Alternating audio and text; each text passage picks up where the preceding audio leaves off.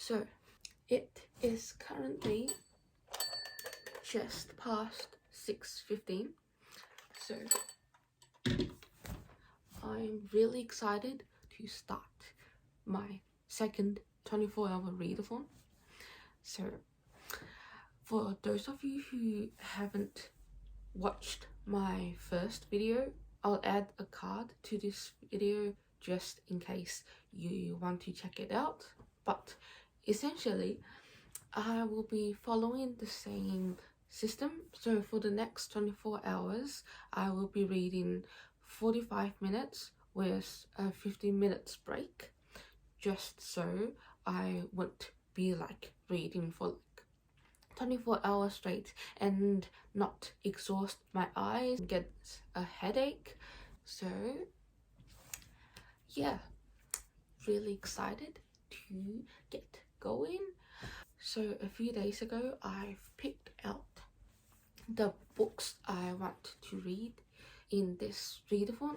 So I will be slowly making my way through them, and I will be filming my entire day.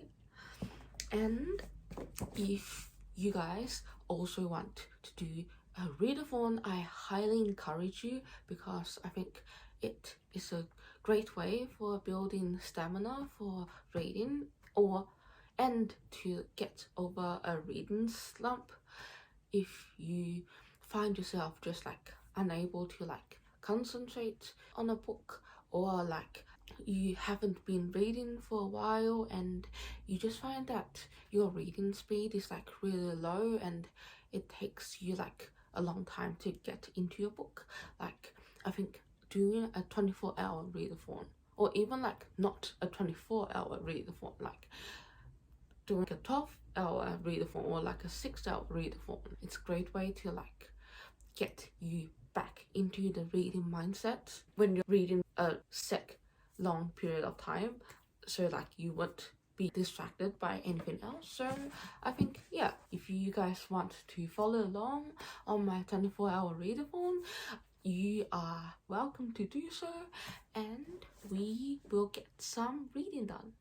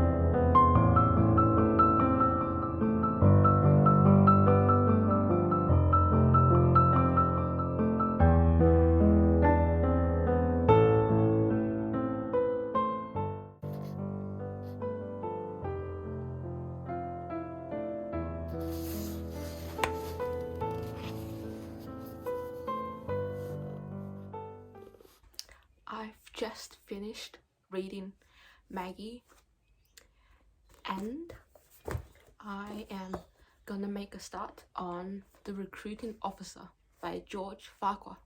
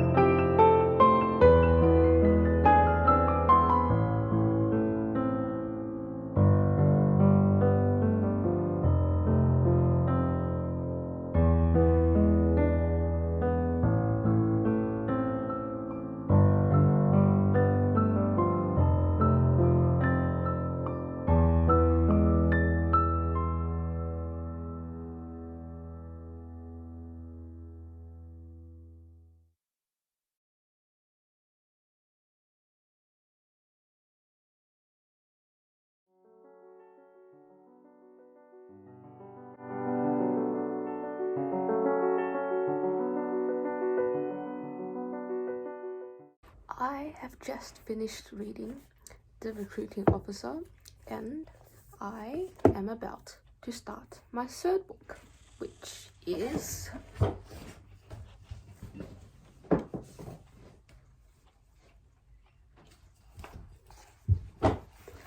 Agnes Grey by Bronte.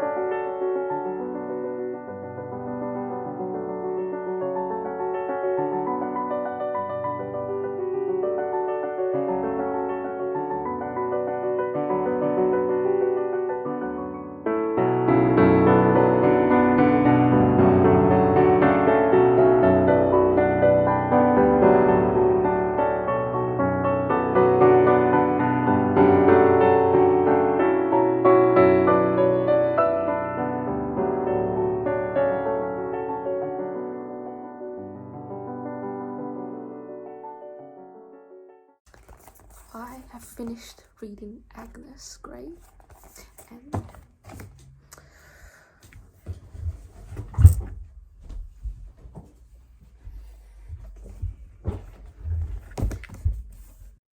and I am gonna make a start on The Prince and the Pauper.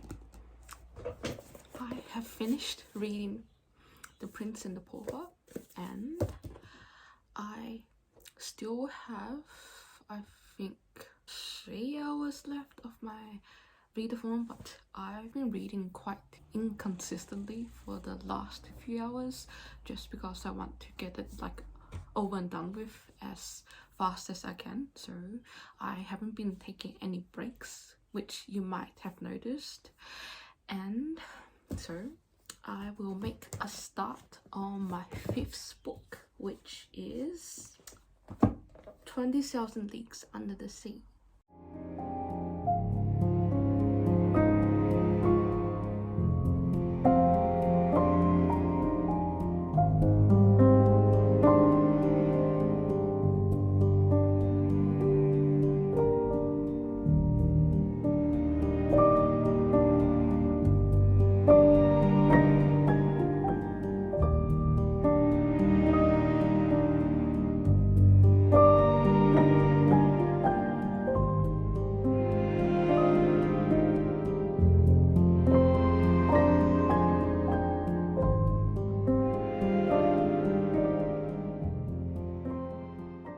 Hello, it is currently June, which is 3 months after I did my readathon, which I did, I think, at the end of March, I think 31st?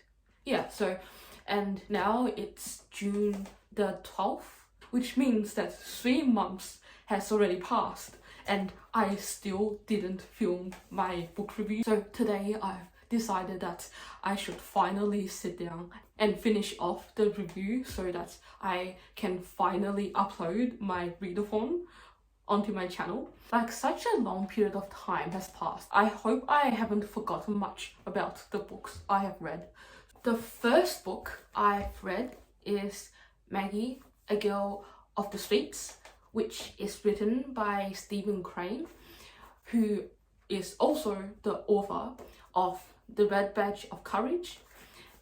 And Stephen Crane is one of those authors who had a short career as a writer but managed to churn out so much. Like, I think he died really young. Okay, so it says in the introduction that Stephen Crane was not yet 29 when he died in 1900. This is amazing enough when you consider that in just 8 years, from 1892 to 1899, he wrote more than 100 works. This includes such masterpieces as Maggie, The Open Boat, I've read that also. The Red Badge of Courage, read that. The Blue Hotel, haven't read that. The Monster, haven't read that either. Along with unforgettable sketches of the Jersey coast, New York in the 1890s, imaginary scenes of soldier life in the Civil War, and the startling reportage of war in Cuba and Greece. So this guy wrote like so much and wrote across so many different themes and topics in just merely 8 years. Like, how do you manage to write more than 100 works in 8 years? Like, can't relate. So anyways, Maggie is a novella about a girl who lives in the lower stratum of American society in the late 19th century, and the story basically just details how, because she's from the lower socio-economic level and she is also a working class girl living in a really patriarchal society, so her life is basically just dominated and controlled by the men around her.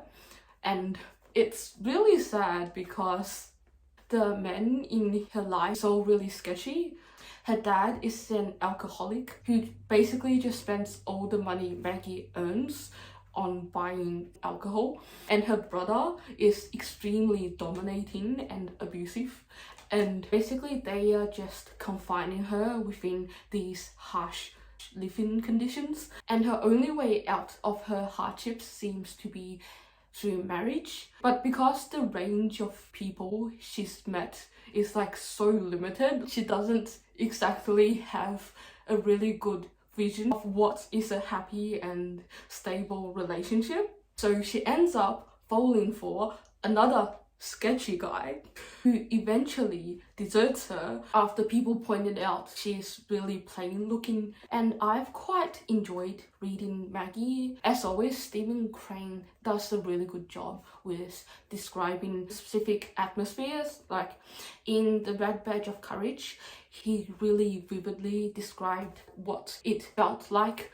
to be a soldier fighting in the Civil War, and in Maggie, he did something similar by describing what life was like living on the lower stratum of society. So yeah, I think a really distinctive feature of Stephen Crane's works is that instead of describing what an experience or what something looks like or what is happening around you, instead he describes what it feels like to be in that situation at that moment, and he captures more internal activity than external activities. So yeah, that's pretty much for this book.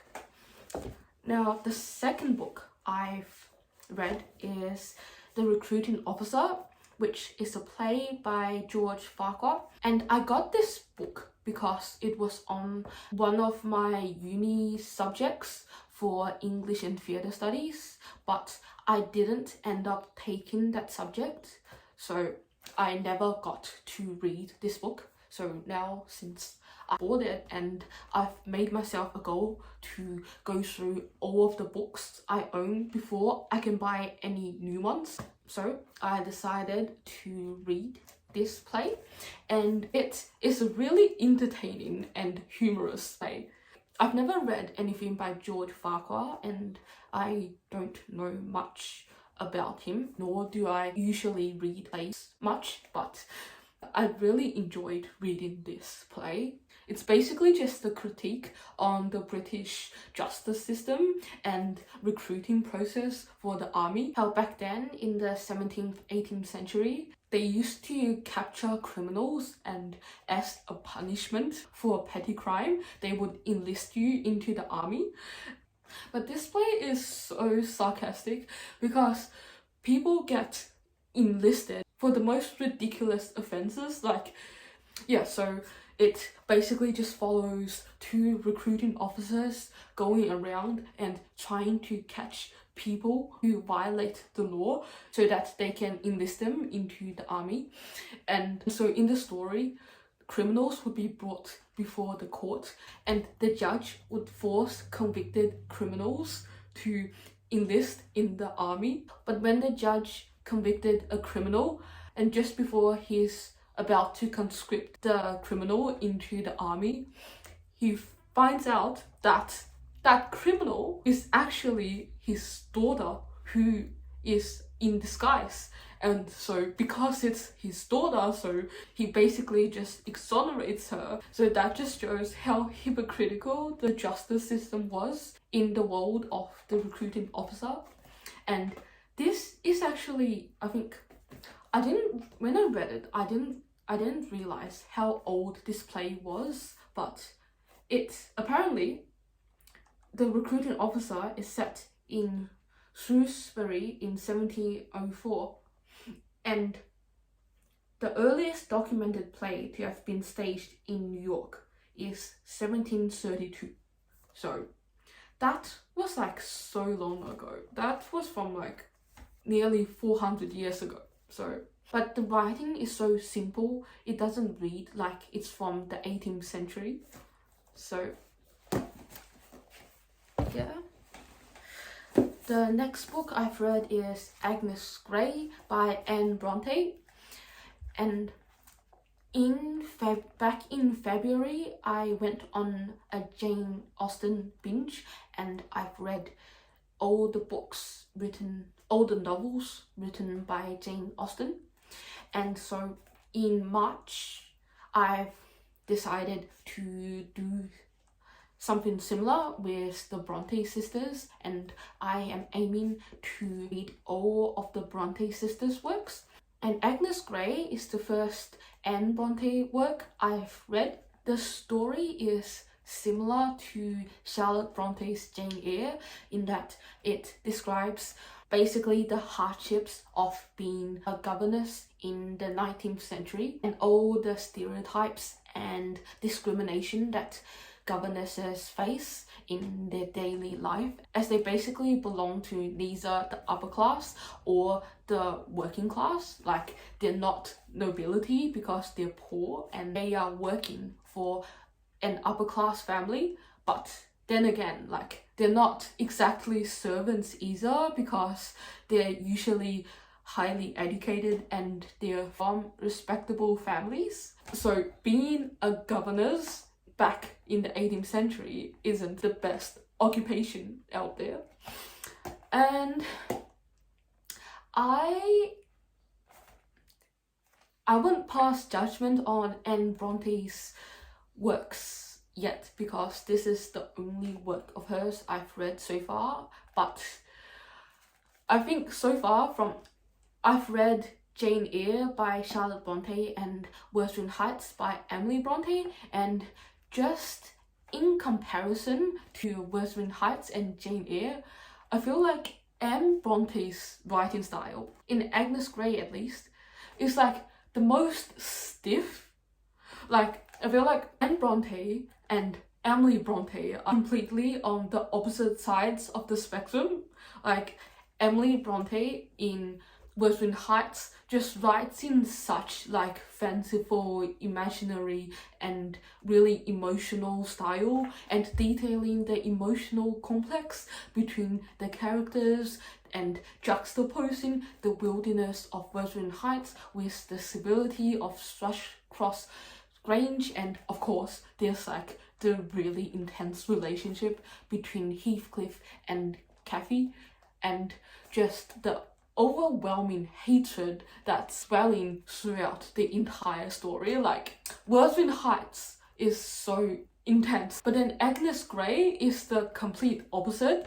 This writing, I find the writing so stiff, and also it matches the main character Agnes Grey as the story is told from her perspective. I don't know, I didn't really echo with Agnes Grey because I felt like she's just so stringent and rule-abiding, and the entire story is just basically her passing judgment on what is right and what is wrong. She is supposed to be young. She's only in her early 20s, but she feels like she could be middle-aged.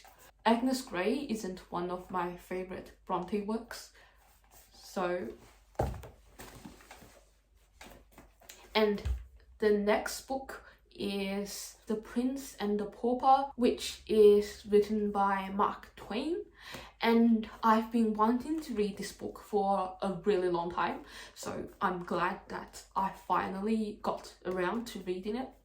And so the book is an imaginary story set during the Tudor period, and is about a prince who's the son of the infamous King Henry VIII, who had 6 wives and broke England from the Roman Catholic Church, and a pauper called Tom Canty, who is a doppelganger of Prince Edward.